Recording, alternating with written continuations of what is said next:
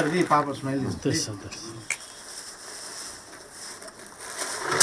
Warm water. పేరు ఏం పేరు నీ పేరు? ఉరుకుందమ్మ. ఈ పాప ఎవరు? నా బిడ్డ. బిడ్డ బిడ్డ మనవరాలు. మీ బిడ్డ ఎక్కడిది? ఎట్లా చనిపోవడము? ఈ పక్కలో నీరు ఉండేట. నీరు తీసారు, దాని నొప్పికి చచ్చిపోయి. భర్త కంపాడులోనే. ఎక్కడ? దగ్గర కంపాడు.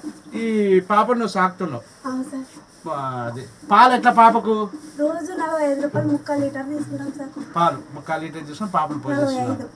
వీళ్ళమ్మ ఆకస్మికంగా జరిపోయింది. ఈ బాధ్యత నువ్వు తీసుకున్నావు. ఓకే, అంతా బాగానే ఉంది. సరే, ఇల్లు ఓన్ హౌసేనా? లేదు సార్, ఊకే అడిగి ఎమ్మెల్యేని అడిగి వేసుకున్నాం. ఎమ్మెల్యేని అడిగి వేసుకున్నావు. మీ భర్త? మా భర్త ఐస్ క్రీమ్ బండి పోతాడు. ఐస్ క్రీమ్ బండిలో చిన్న పని చేస్తున్నాడు. అదే మీకు జీవనోపాధి. మీకు ఏమీ లేదు.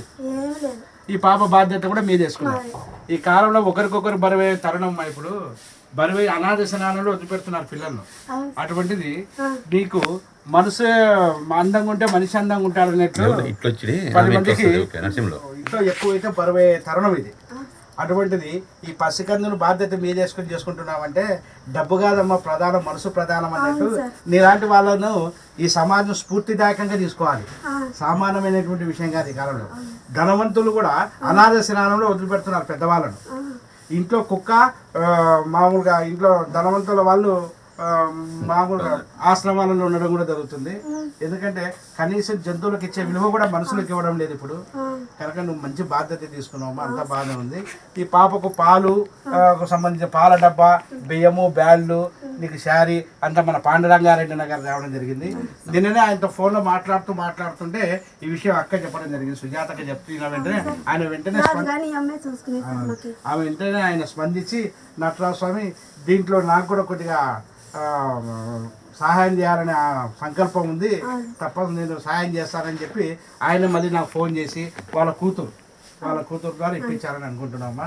భగవంతుని ఆశీస్సులు నీకు సంపూర్ణంగా ఉంటాయి ఏమా. ఇప్పుడు ఈ విషయమే కాదు, ఏదైనా సహాయ సహకారాలు సోషల్ వర్కరు బాగా ఇటువంటి కార్యక్రమాలకు ముందు వస్తుంటాడు. అతడు కూడా బిజీ పర్సనే పాపం. ఈ విషయం చెప్పిన వెంటనే ముందు స్వామిని అన్ని అవసరాలలో వదిలిపెట్టేసి ముందు ఈ కార్యక్రమం కోసం వస్తానని చెప్పి పరుగుల్లో పరిగెత్తి రావడం ఇక్కడ జరిగిందమ్మా. కనుక భగవంతుని మిమ్మల్ని చల్లగా చూస్తాను. మీ ఇష్టదేమో ఎవరమ్మా? ఉరుకుంది ఈరన్న స్వామి ఆశీస్సుల వల్లనే ఈరోజు ఈ వల్ల ఈ వస్తువులలో మీటికి రావడం జరిగింది.